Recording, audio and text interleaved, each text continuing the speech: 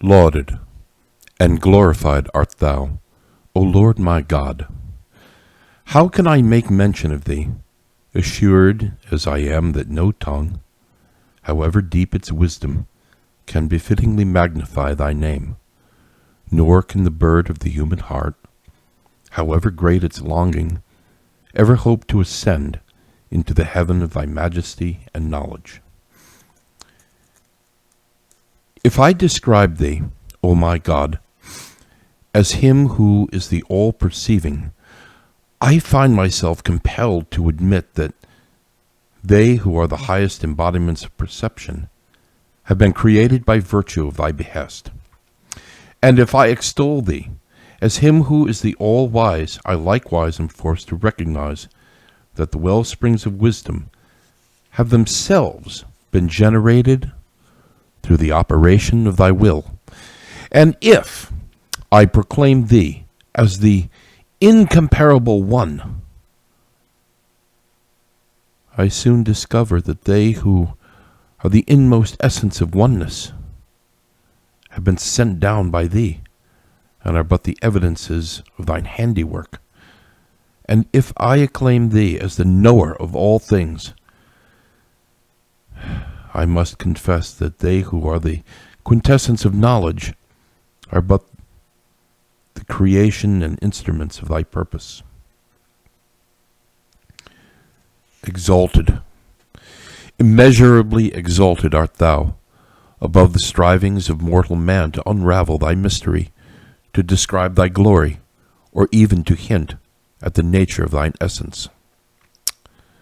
For whatever such strivings may accomplish, they never can hope to transcend the limitations imposed upon thy creatures, inasmuch as these efforts are actuated by thy decree, and are begotten of thine invention, the loftiest sentiments which the holiest of saints can express in praise of thee, and the deepest wisdom which the most learned of men can utter in their attempts to comprehend thy nature, all revolve around that center which is wholly subjected to thy sovereignty, which adoreth thy beauty and is propelled through the movement of thy pen. Nay, forbid it, O my God, that I should have uttered such words as must of necessity imply the existence of any direct relationship between the pen of thy revelation and the essence of all created things. Far are they who are related to thee above the conception of such relationship. All comparisons and likenesses fail to do justice to the tree of thy revelation, and every way is barred to the comprehension of the manifestation of thyself and the dayspring of thy beauty. Far from thy glory be what mortal man can affirm of thee, or attribute unto thee, or the praise with which he can glorify thee.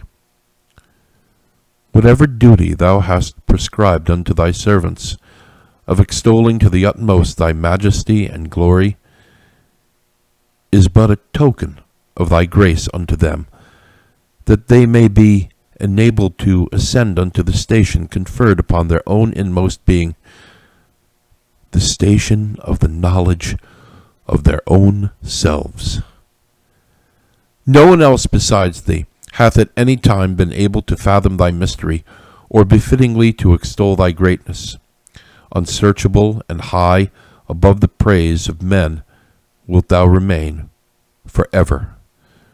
There is none other God but thee, the inaccessible, the omnipotent, the omniscient, the Holy of Holies.